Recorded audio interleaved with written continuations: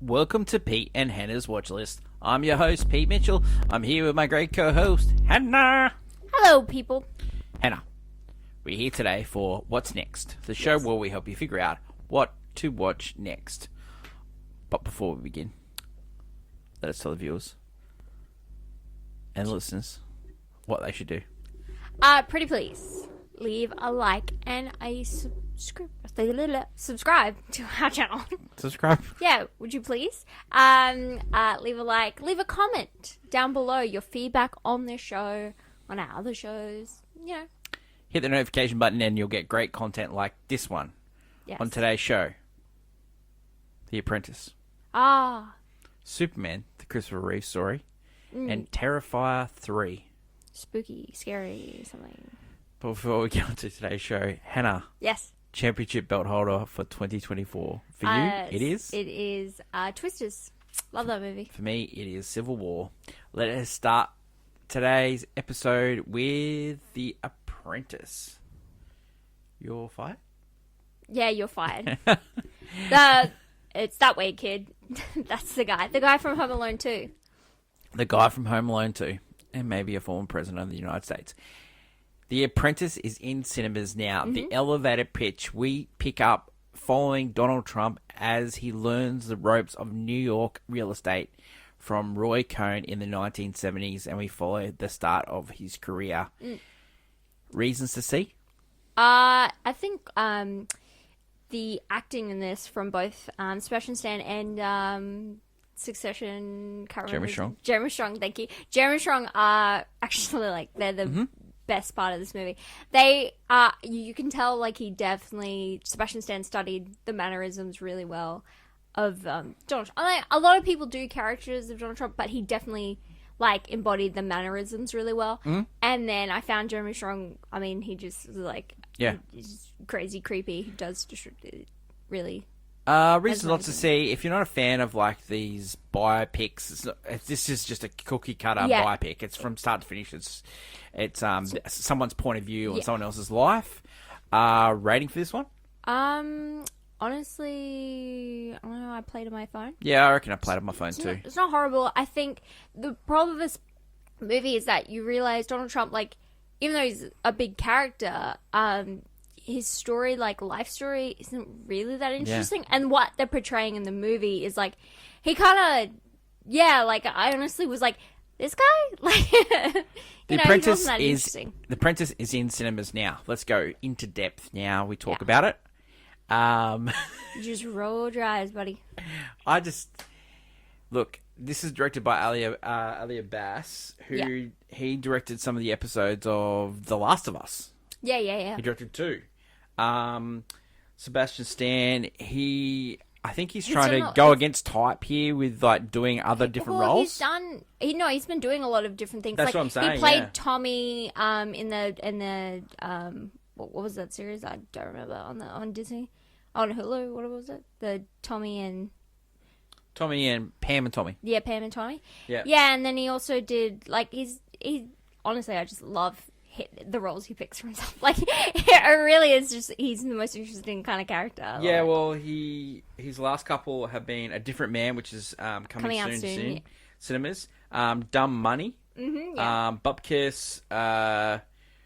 Sharper, which was an A24 film, which was on Apple. And Pam and Tommy, which you mentioned. Fresh is my favorite. So in this movie, he does sort of take on some of the mannerisms. It's not really poking fun at him, I think. No. I think it's a serious... He said in an interview it's not a hit piece. Like, this isn't supposed to be. Definitely not. It is just like a cookie, as you said, a cookie. Yeah, it is. Biopic. Yeah. It feels like that. It feels bland almost. And it's only made up for the acting. They're taking a lot of... cues from The Art of the Deal, which is his book that he wrote. Yes. And it was sort of... they referenced it towards the end of the movie, Gabe Sherman, who wrote this movie, he wrote Independence Day Resurgence. He wrote this movie. And he sort of worked on sort of the background, sort of this, like that. It takes it part with his first marriage to Ivanka, which is played by Maria Belikova, and she was in Bodies, Bodies, Bodies, and she also was the voice of Cosmo in Guardians of the Galaxy Volume 3. Yeah. She plays Ivanka really well in this. Ivana, sorry. Ivana. Yeah, Ivana. Ivana, sorry. Ivanka is the daughter, sorry. Yeah. Look, you know, if you are a fan of Donald Trump, you won't like this. If you don't like Donald Trump, you probably won't like this because you don't want to spend any time with him. But as a movie goes, if you like a biopic, you know, it's I mean, you know, yeah, it's like kind of like I wouldn't say Wolf of Wall Street, but like in that sense that like you have power hungry people learning off each other, and then you know, in a way, becoming that power hungry person. They made this movie in 1987. It was called Wall Street. It was directed by Oliver Stone. Yeah, that's what this movie's about. It's the Charlie Sheen character learning off the old chiseled thing in Roy Cohn. Roy Cohn, not one of the greatest human beings of all time. They go into sort of, and just they don't give a lot on Roy Cohn, like in a way of breaking down how like he's not the best guy in the world, because his influence on Trump really did change the way he's taken all the hard Roy Cohn bits and he's dialed them up to 100, and that's what we get the Donald Trump we get today. The Apprentice, it's really hard. It's really hard to. It's a character piece, yeah. It's not so much a. Yeah, but like I can definitely see why people say. If you love the performances, I mean, I think a lot of people love Sebastian Stan as an actor. There's a lot of talk about Jeremy Strong getting nominated. I can see Jeremy Strong. Yeah. The Apprentice is in cinemas now. The next movie that we're going to talk about is Superman, the Christopher Reeve story. Now, this one's an actual documentary. Now, Hannah. Yes. Relationship to Christopher Reeve? He's Superman. He's Superman. He's Superman. Superman, the Christopher Reeve story is in cinemas now. The elevator pitch, you follow the times of Superman where he was on top of the world. He was known for being Superman, and then he had a tragic accident, and we follow what he did with his life up until his death. His kids play a vital role. Reasons to see this is just seeing how great humans the kids are. Like, oh yeah, just amazing. The legacy he left behind. Another reason to see is the archival footage. There's great archival footage here. There's scenes behind the scenes of him overcoming adversity. Kind of learning to be human again. Reason not to say this movie is so sad. It is so sad. But if you're a Christopher Reeve fan, if you really like the true documentary stuff, it's probably for you. Rating for this one, I would say this is a golf clap. Yeah, this is definitely a golf clap. Christopher Reeve, the Superman story, is in cinemas now. Yeah. The guys that did this movie, they've worked on like heaps of documentaries. They've done some Netflix stuff. Yeah. They were commissioned to do this. I think it's paying a part into the kind of ramp up to Superman Legacy, which is James Gunn. Yeah. Thoughts, Hen? Thoughts? So it's an interesting the way this movie, the way this documentary starts with the accident. If you want to just be aware, it starts with the accident and then goes back through his life, which is and goes back and forth, because that is what this movie's about. It's about the accident and what happened afterwards. Not so much like you go in behind the scenes of the man before it, of course, but it's important because this is about the foundation, the legacy he left. Yep. You know, not just like, it's also a little bit. I'm glad that they also there's a reflection on his wife. Yeah. And played a huge role. Played a huge role in, being there for him, but also in that their foundation that, it was the Christopher Reeve Foundation, but then they renamed it the Christopher and Dana Reeve Foundation because she played a role, because he was always thinking about the future and him being able to walk again, and you know, but she was thinking about the caring and the what keeping happens afterwards. Alive. Because she was on that side of the field. She was on that side, and so I liked you got just to understand that part, because A lot of people would just the way the story's told, like where they start off with the accident, then they go back, showing how big of a star he was, and then going back, and it's sort of the journey of him in recovery back to where it informed from in the past, and how he was with his kids, and how his kids were with him, and it's kind of helped with pacing, in a weird way. It didn't shy away that he wasn't the perfect guy. No, and stuff and like that. That's the thing. He was touted as Superman, but he wasn't the idealist. Ideal guy. Yeah. And there's this thing they use in the movie which was like the freakiest thing for me. There's a statue of Superman and it's him, and kryptonite. But once he got his accident, the kryptonite kept spreading further into his body as he was. It looked like the statue they used in Batman vs Superman. Yeah. Okay. No, it just I know, but similar to that, but it was Reed, and then also it was just. It was what they used in promotion, and it makes sense for the movie as you're telling it through the story and how it was slowly getting the relationship that he has with Robin Williams in this movie as well. Yeah, like, you get to find out there's this friendship they had. Glenn Close says something in the movie, like if you see it, you just go, "Wow!" Like just don't amazing. say that. No, just don't say it. Like I really liked it. You know what it makes me want to do is go back and watch the Christopher Reeve movies. Yeah. But also, it does pump me up for the Superman movie. Of course. I think that's what they were hoping for. And they've succeeded. Because Christopher Reeve, Superman, just the name Superman gets you... Like, you think about those movies, you think about the man behind the cape, and you just... It's just exciting. I don't know.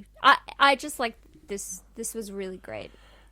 So the writers and directors, they worked on Rising Phoenix. They also work on the Alexander McQueen story. Listen to Marlon. So they've worked on some really good documentaries. So it is well done, and I know the kids played a part in making this, but I think it was really good. As a documentary goes, you need the kids as they're the hosts because they are what left behind. Yeah. Amazing kids. Christopher Reeve, the Superman story, is in select cinemas now. Yeah. The next movie that we're going to talk about is Terrifier 3. Whoa. Art the Clown is back, you say? Man. Terrifier 3 is in cinemas now. The elevator pitch. We pick up 5 years after Terrifier 2, and Art the Clown is back somehow. He lost his head last time, and now his head's back. Reasons to see this. If you like gore fest with a lot of undead, it is for you. Reasons not to see this. It is 2 hours long, and the story does not make any sense, but the best bits of the movie are the elaborate undead. Rating for this one, look, it's not the worst movie I've seen this year, and that's why I'm going to give it I played on my phone. Okay. Terrifier 3 is in cinemas. Now, Hannah. Yeah. Okay, so directed by Damien Leone. He has done a Terrifier short. Yes. He did a movie called All Hallows Eve with Art the Clown, and then he's done Terrifier 1, 2, and 3. Now, I've rewatched all of those, and I would say the best movie so far is Terrifier 1. Yeah, It is really good, and it's the shortest. It's 80 minutes. The last two have been over 2 hours, and they have this supernatural lore to them. Now, in this movie, which all I will say, as all kind of like gory slashers tend to have, like a Mike Myers sort of situation. Yeah, well, I think they got to explain how this guy keeps coming back. Like he lost his head in the second one, and then this one, his body, the head's gone, and his body starts growing. Yeah. Yeah. Okay. I get you. No. The body's okay. The body. Okay, so the body can walks. Your body walks. Monica Bellucci kind of thing. Yeah. In Beetlejuice. Yeah. And he picks up someone's head and puts that on him to go somewhere else. And then Chris Jericho is the security guard at the hospital, and he fights with the Terrifier's body, and then the Terrifier's head has been sucking on this weird stuff. Yeah. And then they go to this house, and he's got his head back on, and he's sitting in a rocking chair for 5 years. Then he wakes up, and then he starts killing people. Yeah, no, that makes sense. That makes sense. Yeah. Okay, so Lauren Lever as Sienna, she's back in this one, and she's spent the last 5 years in a psychiatric hospital. As you would. She comes back out, and it turns out that her father, played by Jason Patric from Speed 2, he created a comic book character for her, and that's how she created these powers as she survived the attack. Yeah, okay, This movie is weird. And, it is very gory in bits. There's some bits where they just skip over, like, some really important deaths. Okay. It's really weird. Like, there's this, like, the building up the connection between the Sienna's character and her cousin. They're building up all these things. And then suddenly they skip over, like, some really important deaths, like deaths from people that have been in a series. But they happened. They happened, yeah. But like suddenly you didn't see them. You hear a cloak over and goes, "Oh, look, this person's dead." Okay. It's really weird. I'm burying the lead. It's a Christmas movie. He dresses up as Santa in this movie. I have seen that promotional stuff. So more Santa kind of personally, the funniest bit in the whole movie, and it's just how my brain works, right? So the movie starts with him in a house, and this family, and he takes them all out, and then he's sitting down because they put a milk and cookies out for Santa. So he gets the idea. So he's already dressed as Santa, right? Yeah. Because it's sort of a flash forward, then a flashback. Yeah, of course. So he's sitting there, and the best bit is like he starts eating the milk and cookies. Yeah. And instead of he's undead all these people, and then before he leaves, he washes the plate up and puts it in a drying rack. Yeah, as you do. As you do. You just murder all these people, and then you wash your plate up, put it in the drying rack. That's like, oh, I'm gonna unalive my wife and trap, but I'm gonna take my shirt off first so I don't get any blood on me. 100%. Like that's the same vibe. Oh my god, yeah. So there's a scene at the mall with the Christmas. There's a scene in the showers in the. I've heard about showers. He has a chainsaw. Yeah. Heard about that one. I've heard like a lot of people have walked out. Really? Like some people our cinema was full. Some people walked out, but not in a Joker 2 where this is so bad. It's more like they can't do what's happening. I was in a cinema and it was full and not wanting to leave. Everyone was laughing and having a good time. Well, because they know the vibe. There's a couple of scenes in this, like it's just like there's a rats get involved. Oh, Rata-Lata. Fire extinguishers get involved. Of course. Safety first, guys. Him attacking Santa to get the Santa outfit. It's pretty good. Yeah, of course. Good movie. Ho, ho, ho. It's a weird one. Some would say A Nightmare Before Christmas. Well, out of great horror movies, like, I know, like, I reckon all the best horror movies have a little bit of humour to them, and Art the Clown definitely has a little bit of humour. Yeah, out of the because like Nightmare on Elm Street, he's got a bit of humour to him. Freddy Krueger. Yeah, he's got a bit of humour to him. Yeah, I hope they remake Freddy Krueger.